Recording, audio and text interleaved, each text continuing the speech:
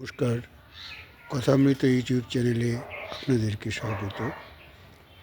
একটা রাস্তায় যদি কাকড় বিছানো এবং ভাঙা পাথর দিয়ে থাকে, তাহলে তার উপর দিয়ে খালি পায়ে হেঁটে যাওয়া খুব কষ্টকর, প্রায় অসম্ভব। কিন্তু ভেবে দেখুন, আপনি যদি একটা দামি ভালো জুতো পরে তার উপর দিয়ে হেঁটে যান, তাহলে নিশ্চিন্তে আরামে হেঁটে যেতে পারবেন।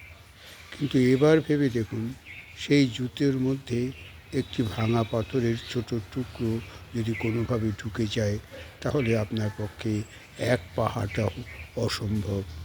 কাজেই ভেবে দেখুন, আমাদের চারপাশে যারা আমাদের রক্ষা করে, আমাদের আত্মীয় স্বজন, বন্ধুবান্ধব, পরিজন, তাদের প্রতি আমাদের সযত্ন ব্যবহার হওয়া উচিত।